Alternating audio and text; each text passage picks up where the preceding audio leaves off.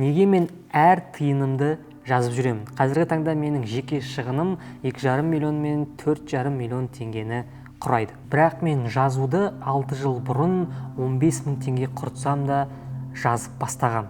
Бұл үнемдеу үшін емес, түсіну үшін. Бұл видеода мен өзімнің қаржыларымды қалай жазамын, қандай қосымша қолданамын және оны қалай қолданамын, қандай категорияларға бөлінеді, құрылымы қандай қорлар құрып отыру керек. Және де видеоның соңында ешқашан үнемдеуге болмайтын заттарды айтатын болам. Ең бастысы сіздер түсінетін боласыздар, біз не үшін осы өзіміздің әр шығынымызды жазу керек. Сразу айтып кетейін, бұл жерде сіз қанша құртатыныңыз маңызды емес. Айына 5 мың теңге құртасыз, айына 3 мың теңге құртасыз, айына 10 миллион құртасыз, міндетті түрде ақша қайда құртылып жатқанын жазу қажетсіз. Соңына дейін көрсең, мен өзім приложениемді көрсететін болам, және де сен өз бизнесіңді де сақтап қалуыңа мүмкіндік аласың, және де өзіңнің қара басыңды да сақтап қалу және құтқаратын жүйені көресің. Неге мен студент кезімде жазып жүрдім 15 мың теңге, одан кейін 50 мың теңге шығын болды, одан кейін 500 мың деген сияқты, қазір 2,5 миллион, 4 миллион құртсам да шығынымды жазып жүрем.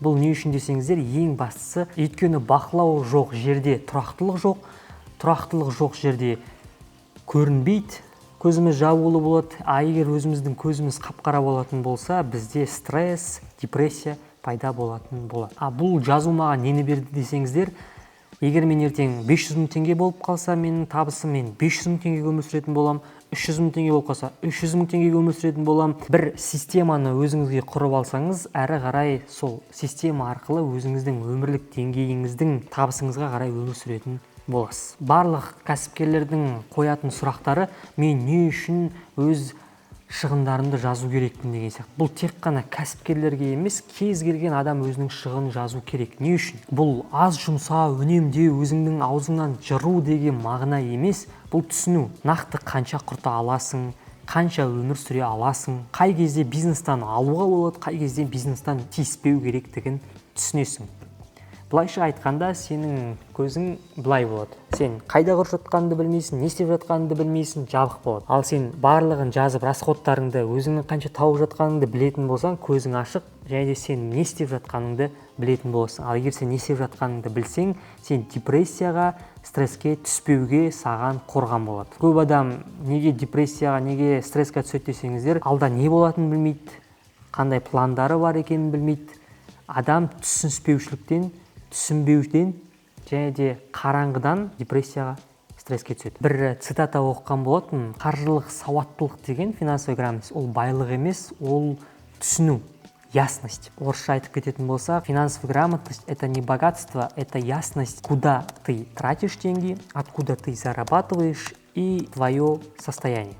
Өзіңнің ішкі түйсігің, сен оған дайынсың ба, дайын емессің ба деген сияқты сұрақтар. Ең үлкен кәсіпкерлердің қателіктері ол өз басымда да болған. Менде ол кезде финансовый грамотность, жаңағы личный өзімнің жазып жүрдім да, жекемді бизнеста жазбадым. Үлкен минус мынада болды да, мен ойладым, 5 миллион теңге тауып жүрдім, 5 миллион теңге құртам. 10 миллион теңге тауып жүрдім, 10 миллион теңге құртам. Былайша айтқанда, мен әрбір ситуацияда ва-банк барып жүрдім. Развитие компании, развитие персонала, развитие внутренней структуры, амортизация дегендерді мен ештеңе білген жоқпын ол кезде. Мен бизнестан былайша айтқанда ала бердім, бара бердім, жан-жаққа бара бердім, шетелге оқуға деген сияқты жан-жақтарға құрта бердім. Жазбай. Былайша айтқанда, менің компаниям негізі 3 миллион теңге тапты, табыс. Мен оны должен былай бөлу керек едім ше, былай жік-жікпен. Ал мен алдымда 3 миллион теңге тапқанын, компанияны 5 миллион теңге жылып алдым, артығымен 2 миллион теңге. Соған өмір сүрді. Көп кәсіпкерлерден байқаймын, біреулер 500 мың теңге табыс табады, 500 мың теңгеге өмір сүреді. Миллион теңге табыс табады, миллион теңгеге өмір сүреді. 10 миллион теңге табыс табады, 10 миллионға өмір сүреді. Кейбір адамдарды көргем, 5 миллион теңге табыс табады, бірақ 15 миллион теңгеге өмір сүреді. Бұл жерде мына цитата жақсы кетеді. Показаться богатым — это очень дорого. Это дорогое удовольствие. Сондықтан бай болып көрінгеннен лучше тұнық болып көрінген әлде қайда артық. Қорытындылайтын болсақ, бұл не үшін десеңіздер, бұл кәсіпкер өзінің балансын білу керек. Ертең өзіңіздің табыс тауып жатқан бизнесіңізге кері әсерін тигізбейтіндей сумманы сіз алып шығып, сол суммаға өмір сүру керексіз. Мысалы, біз былай распределение бизнеста былай болады да, егер біз айына чистый таза табыс 3 миллион теңге тапсақ, мен оның как дивиденд ретінде өзімнің процентімді аламын, және де зарплата ретінде как SEO директор ретінде өзімнің зарплатамды аламын, және де мен сол суммаға ориентироваться етемін. Келесіде алда қарай план құрған кезде мен өзімнің расходтарымды алдын ала жазып, сол суммаға ориентироваться етемін. Мен ойламаймын, мен 3 миллион тапты, болды, оның бәрі менікі деген сияқты. Жоқ, ол компанияның развитиясы, амортизация, развитие команды, развитие новой точки, развитие нового масштаба деген сияқты әртүрлі өзінің внутренний фондтар бар. Оны бір отдельный сабақ қылып түсіретін боламыз, Алла қаласа. Отдельно бір жеке видео ретінде бизнестің ішіндегі структура финансы жайлы түсіретін боламыз. Бірақ қазір бізде личный финанс. Мен өзімнің шығындарымды қалай жіктеймін? Бұл структура құру, категорияға бөлу өте маңызды. Кез келген затта сіз өзіңізді категорияға бөлу керексіз. Мысалы, шығында да солай. Біз оны бөлеміз қалай? Мен 3 пунктқа бөлем, орысша айтып кетейін. Ол жерде бізде постоянные расходы, переменные расходы и косвенные расходы. 3 типке бөлем. Постоянные расходы дегеніміз ол бізде сен өмір сүресің, неотъемлемая часть. Сен оны даже планировать еткен кезде, жоспар құрған кезде, міндетті түрде өзіңнің структураңа жазып қоясың жік-жікпен. Ол сенің өміріңнің бір айналмас бөлігі. Ол нелер? Аренда. Сен өмір сүріп жатсың, бір жерде тұру керексің. Мысалы, үй арендовать етесің, сен міндетті түрде ол жерде тұрасың, жазасың. Аренда міндетті түрде мына сумма деген сияқты. Міне, айына 500 мың теңге мына арендаға кетеді деген сияқты. Интернет төлеу керек телефонда, ол міндетті постоянный. Яғни постоянный расход деген сен қанша тапсаң да, қанша таппасаң да, бүйтсең де, сөйтсең де міндетті түрде төлеу керек обязательстволар. Айналмалы, жаңағы переменный расходы дегеніміз ол кофе ішу, киім алу, көңіл көтеру, мынандай шығындар, мысалға, которые қалай айтып отыр, сіздің қызығушылығыңызды, эмоцияңызды арттыратын шығындар десем болады. Косвенные расходы дегеніміз ол подпискалар, жазылымдар, автоматты төлемдер. Подписка жайлы менде өте керемет кейс бар. Өзімнің өмірімде өткен осы шығындарды жазу барысында маған көмектейді. Бір анализ жасау барысында бір айда менде подпискаға 150 мың теңге айына жұмсайды екен. Отырдым да мен сараладым, неге? Потом кіріп шықтым, әрбір банкыма Apple Pay, жаңағы карточкалардың бәріне привязкаларына кіріп шықтым. Получается, менде 20 шақты подписка. Керек емес приложениялар, ұмытып кеткен приложениялар, бұрында қолданған приложениялар, олар автоматты түрде менің карточкамнан белгілі бір сумманы шешіп отқан. Қызық, айына солай 150 мың теңге жай ғана шешіп отқан. Мен оның потом ішінен саралап, фильтровать етіп, тек қана 2-3 маған керегін таңдап, түптің түбінде айына 30 мен 33 мың, қазір 33 мың 780 ба, 33 мың, в общем 35 мың теңге, в общем айына қазір менде подпискаға кетеді. Ол бізде нақты тұрақты Canva деген сияқты өзіме нақты керек заттарды ғана қазір подпискасын төлеп жатырмын. Енді бұл жерде қандай сұрақ болады? Егер сізде жаңағы, мен айттым ғой, біз қысқарту үшін жазбаймыз, бірақ сізде қысқарту керек шығындар болатын болса, сіз міндетті түрде переменный мен косвенный расходқа ғана көңіл бөлесіз. Постоянный расходқа мейлінше тиісе алмайсыз. Постоянный расходқа тиісу үшін сіз заттардың бәрін түбегейлі өзгерту керек болса, өйткені постоянный расход, мысалы, бұрында бір какой-то сотовый операторды қолданып жүрдіңіз, ол айына 10 мың теңге төлейсіз. Енді ауыстыру үшін сіз бір действие жасау керексіз да, уақытыңыз алады, үнемдейсіз, бәрін ойластыру керек болады. Үй жайында да тоже оның бәрін ойластыру керек. Ал переменный расходы, жаңағы косвенный расходы, оларды алып тастау оңайырақ. Бұрында, мысалы, мен кофе іштім.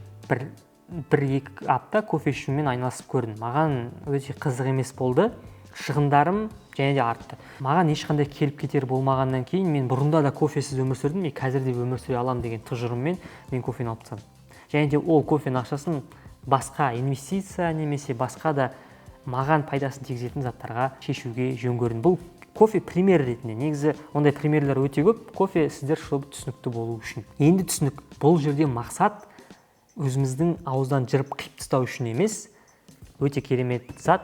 Не үшін десеңіздер, точка безубыточности білу үшін. Әр адамда өзінің точка безубыточности бар. Әр адамның өзінің деңгейі бар. Сіз өзіңіз жаңағы расходтарыңыз жазғаннан, не үшін жазамыз дедік қой? Өзіңіздің расходтарыңыз жазғаннан кейін өзіңіздің точка безубыточностьін білетін боласыз. Минимумға мен қаншаға өмір сүре аламын. Менің өмір сүру ең төменгі суммам қандай деген сұраққа сіз жауап бере аласыз. Мысалға, сіздің ең төменгі суммаңыз, мысалы, жоқ дегенде сіз 2 миллион теңгеге өмір сүре аласыз. Енді сіз өзіңіздің мынаны қаралы күнге деп ешқашан сақтамаңыз ақшаны. На черный день жоқ. подушка безопасности сізде болуы қажет. Соны қамдану керексіз. Мысалы, сізде точка безубыточность 2 миллион теңге дейік. Енді сіз кем дегенде 5 ай өмір сүре алатын сізде подушка безопасности болу керек. Құдай сақтасын. Бизнесіңізде банкротство, жұмыстан шығып кетіңіз, аяққа нық тұрып алу үшін сізге 5 айдың көлемі негізі былай жетіп жатыр. Балаңызды асырау керек, анау мынау деген сияқты өте сұрақтар көп бұл жерде, точка безубыточность содан анықтап аламыз расходтарды жазғаннан кейін. Мысалы 2 миллион теңге. Енді 5 ай өмір сүру үшін сізде подушка безопасности 10 миллион теңге жатуы керек. 10 миллион теңгені жатса, сіз уже 5 айға өзіңіздің отбасыңызды өзіңізді қамтамасыз етіп қоясыз. Қаралы күн емес, ешқашан жазбаңыздар қаралы күн деп. Потому что человек то, что думает, то и будет. Тек қана подушка безопасности. В случае, например, непредвиденные обстоятельства десеңіз болады бұны. Бұл сіздің ішіңізде үрей туғызу үшін емес, өзіңізді еркін сезу үшін және де болашақты дұрыс басқару үшін. Неге десеңіздер, бізде былай ғой, адам өзі артында не жатқанын білсе, миымен, ол өзін тұрақты сезінетін болады, уверен. А егер білмейтін болса, алды жабық, не істерін білмейтін болса, стресс, депрессияға түсетін болады. Сондықтан да ол подушка безопасности сізге қандай да бір сенімділік тудырады. Сіз алға қойған мақсаттарыңызға жетуге көмегін береді деген сияқты. Бірақ сіз оған тиіспеу қажетсіз. Кейін крайний случай ғана тиісе аласыз. Өзіңізге сондай сөз беру керексіз. Келесі бізде мен қолданатын жүйе ол қорлар жүйесі. Мен оны фонды деп атаймын өзіме.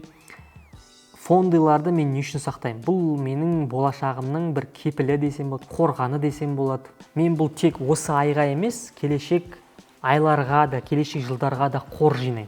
Қалай десеңіздер, мысалы қараңыздар, бізде компания ішінде мынандай фондтар бар. Мен личный жизньде айтайын, мынандай фондтар бар.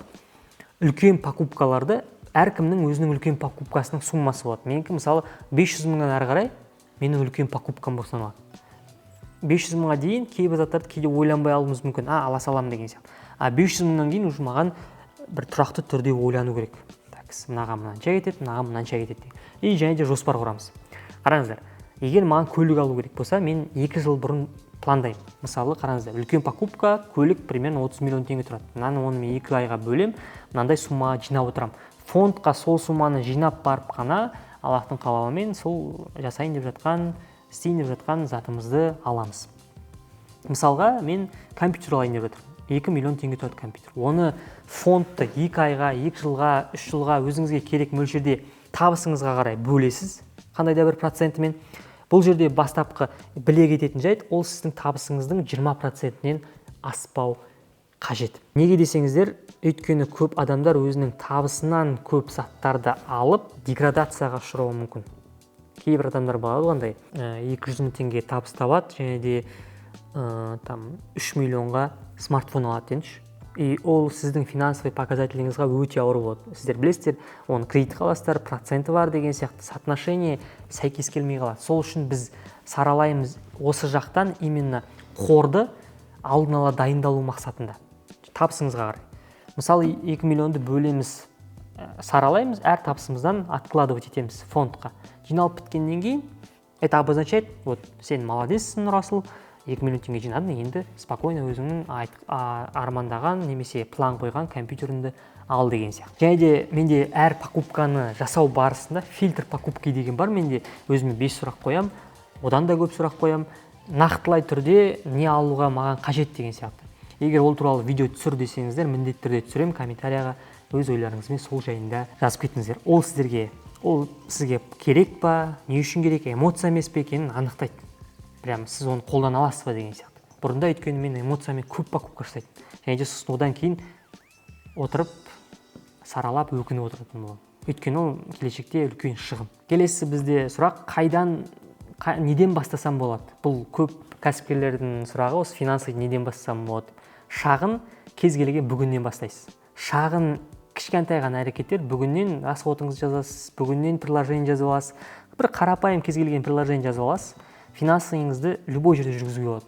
Бірақ ең бастысы сіз шынайы түрде жазу керексіз. Алдап емес, өзіңізді біреу үшін емес, өзіңіз үшін, өзіңіздің данныйларыңыз үшін.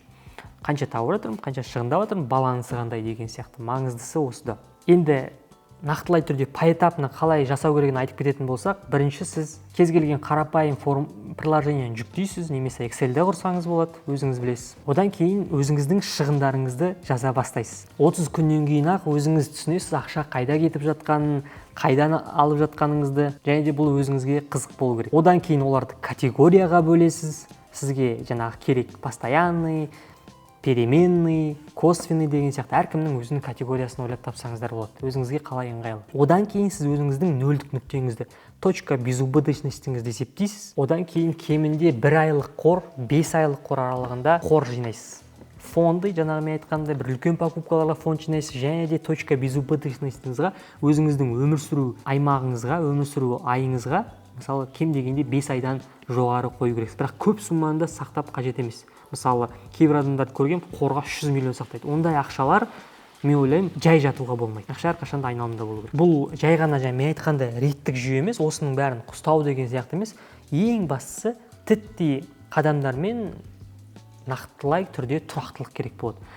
Әрқашанда өте қиын болады басында жазу, бірақ тұрақтылық. Өзіңіздің бір кредо ретінде, өміріңіздің кредо ретінде осыны сақтап алсаңыз болады. Бір жизненный принцип ретінде қабылдасаңыз, міндетті түрде сіз бір результаттарға, нәтижелерге жететін боласыз. Және де мен айтып кеткендей, қандай нәрселерге үнемдеуге болмайды. Міндетті түрде ол заттарды үнемдемеңіз. Ол сіздің шынайы түрде бір қазір бар, біз кейде бағаламай қалатын активіміз десем болады. Біріншісі ол денсаулық. Егер денсаулығыңызға келетін бір кедергі, кейде бір шешілмей қалған заттар болса, міндетті түрде ең бірінші денсаулығыңыздан бастаңыз. Өйткені ең бар актив денсаулық. Өйткені сіздің жолдасыңызға дұрыс күйеу керек, дұрыс жар керек деген сияқты, дұрыс әке керек, дұрыс шеше керек деген сияқты, өзіңіздің денсаулығыңызды тек өзіңіз үшін ғана күтпейсіз, тек жақындарыңыз үшін де күтесіз. Денсаулық ол былай негізі простой сөз сияқты, денсаулық зор байлық, но бұл сөздің астында бір қазбаланбай қалған үлкен байлық жатыр десем болады. Екіншісі ол сарқылмас дүние, білім. Бұл Alibaba Group основателі Джек Ман өте керемет айтады. Менің бизнесімді, былай айтқанда, кішкене қазақша аударып жатырмын да ойша. Менің бизнесімді алып қойыңдар, менің бүкіл қаражатымды алып қойыңдар, бәрін алып қойсаңдар да бір затты ала алмайсыңдар. Ол кісінің миын. Яғни ми бізде бар актив. Құдай сақтасын, сізді темір тордың әр жағына қарап қойса да, сіздің миыңыз, қалай айтса болады, темір тордың әр жағында бола алмайды. Сіз өзіңіз жасаймын деген затты былаяқта миыңыздың системасы арқылы жасай аласыз. Мен көп адамдарды білем, темір тордың әр жағында да өзінің бизнесін құрып жатқан, миллиардный шыққаннан кейін миллиардный компанияны құрып шықтым деген сияқты. Бұл ол нені білдіреді? Адамның ақшасы дүниесін алсаңыз да, мидың активін ешқашан да ала алмайсыз. Егер сіз қазір миыңызды дұрыс заттармен толтырып активіңізді өсіретін болсаңыз, ол сізге ертең келешекте үлкен бір септігін тигізеді. Джек Ман қорытындысында былай айтқан ғой, миымды ешкім ала алмайды, мен бір 6 айдан кейін, 1 жылдан кейін сол компанияны өзім ақ тұрғызамын деген. Оның екінші жауабы бар, ол бір конференцияда айтады, былай айтады. Мен бүкілін алып алыңдар компанияны, бірақ командамды қалдырыңдар дейді. Командам тоже 6 айдан кейін дейді, жаңағы өзінің миллиардный компаниясын өзі ақ тұрғызады дейді. Бұл жерде командасы дегеніміз, жаңағы структурированный командасы ақшаға бейімделмеген, олардың ішіндегі милары сондай компанияны тұрғызуға қауқары жеткілікті деген сөз. Интеллектуалды даму. Үшіншісі, біз үнемдемеу керек заттар ол отбасымыз, ол жақындарымыз, ол сіздің балаңыз, сіздің жолдасыңыз, өйткені олар сіздің жаныңызда жүрген активтарыңыз. Егер біз қазір баламызға үнемдейтін болсақ, келешекте ол бізге үнемдейтін болады. Егер сіз балаңызға үнемдемей, оның біліміне активна құятын болсаңыз, ол сізге келешекте кейде біз көрмей жатамыз. Оны Марлан ағамыз керемет айтады. Бұрында ол жаңа пример болған ғой өмірде. Ол әйеліне үлкен бижутерия деймін, миллиардный көп қымбат бижутерия алған ғой, ол кісі үлкен қомақты суммаға, сертифицированный. Өзінің ценностін жоғалтпайды. Әйеліне как актив ретінде алған, көрдіңіздер ма? Бірақ актив ретінде емес, енді көңілін көтеру үшін ол актив, көрдіңіздер ма? Өзінің әйеліне алтын сыйлаған, бриллиант, шатаспасам, өте қомақты суммадағы. Банкротство болған кезде сол жаңағы бижутерияны сатып, жаңағы кейде бір начальный этапқа өзіне бір серпін алған ғой ол кісі. Бұл жерде қандай притча десеңіздер, қандай сабақ алуға болады десеңіздер, кез келген жақындарыңызға құйған активіңіз, балаңыздың біліміне құйған активіңіз сізге обратно как бумеранг ретінде міндетті түрде қайтып келеді. Басқаларын кейінге қалдыруға болады, бірақ осы 3 зат маңызды, сіздің келешектегі энергияңыздың көзі. Видеоны қорытындыламастан бұрын приложениені көрсетейін, міндетті түрде мен қалай жасаймын, қалай бөлем деген сияқты әрі қарай сіздер қарай жатасыздар. Мен телефонды ашам, менде мынау финансы деген приложение, преимуществосын айтайын, реклама емес, кез келген бесплатный приложениені қолдансаңыздар болады. Ол жерде біріншіден пошагово чек-лист жазып алсаңыздар болады. Уведомление қойып қоясыздар, кешкі сағат 9-да. Маған кешкі сағат 9-ын қаял. 7-8 мен кейде жатардың алдында жазам, кейде тамақ ішіп біткеннен кейін серуенге шыққан кезде жазам деген сияқты өзіме бір ыңғайлы уақытта. Кейде кейбіреулер таңертең жазады. Өзіңізге ыңғайлы уақыт таңдайсыз. Бірақ обязательно уведомление қойып қойыңыз, чтобы ұмытып кетпес үшін. Кіреміз. Ежемесячный расходтар болады, қараңыздар. Бізде әлі ай біткен жоқ. Менде әлі планируется. Мен примерно 2,5-3 миллион теңге құртамыз деген сенімдеміз. Өйткені бізде алдын ала жазып қойғанбыз. Әлі де құртатын заттарымыз бар. Бұл ай әлі біткен жоқ. Ең бір жақсы бізде бұл жерде мен бөле алам категорияларға. Қараңыздар, категорияларды көрсетейін.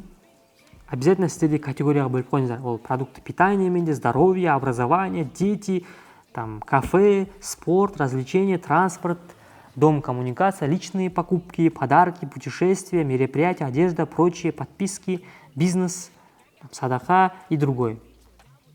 Бұлардың іштерінде біз өзімізге не қойсақ болады? Планируем тратить деген сияқты порог қойып қойсақ болады. Мысалы, мен транспорттан 200 мың деген сияқты. Білімге мен 500 мың теңге құртуым керек деген сияқты алдын ала планирую. Потом счеттар бар, бізде график бар, көруге болады. Напоминанияны обязательно жаңа айттым, қойып қойыңыздар деп. Менде қараңыздар. Енді ежемесячно көрсетейін и рейтинг бойынша көрсетіп көріңіздер. Личные покупки, менде бірінші орында тұр. Образование, дом, коммуналка, это постоянно расход, дом, коммуналка, айтып кеттім. Продукты, еда, потом дети, біз дети, здоровье, мысалы, чекап өтетін болсаңыз, міндетті түрде жазу керексіз, қалай болады деген сияқты. Мысалы, қараңыздар, мынау детиға кірейік, көрдіңіздер ба? Чекап өттік, лорға бардық, массаж деген сияқты, покупкаларын жаздық именно касательно для детей. Образование, личные покупки, спорт, мысалы, бізде әлі еще спортқа тренерға төлейтін болам, басында төлейміз, аяғында төлейміз тренерға, потом фитнесқа төлейміз, әртүрлі покупкаларды мен спортқа жазатын болам. Подарки бар бізде, транспорт бар, әртүрлі личный покупкалар осылай категорияларға бөліп жазатын болам. Маған ыңғайлысы простой программа, кез келген программаны жазып алсаңыздар болады, өзіңізге керек. Мен де сен секілді кәсіпкермін, және де бұл менің жолым. Мен әлі сіздерге қалай айтса болады, финансовый аналитикпін, финансовый показательдің бір шыңына жеткен адаммын деп айтып тұрған жоқпын. Тек бір практик кәсіпкер ретінде мен де осы жолда өтіп бара жатқан кәсіпкермін. Мен де тек қана өзімнің ойымна, өзімнің жолымнан өткен практикалық түрде өзімнің тәжірибемді ғана бөлісіп отыратын болам. Міндетті түрде жоғалтып алмас үшін біздің каналға жазыл, лайк бас, достарыңа жібер. Телеграмға жазылып қой, ол жақта біз единомышленниктер боламыз. Мен өз ойыммен бөлісем, өзімнің өткен тұжырымдарыммен бөлісем. Тек қана бизнес шеңберінде емес, ойлау қабілетінде, мышление жайында ол жақта сөйлесетін боламыз. Ендігіде ақшаңды жаз, басқар, түсін, может келесі видеоларда капитал жайында, инвестиция жайлы бәлкім сөйлесіп қалармыз. Өз идеяңды комментарияға жазып кет. Кездескенше.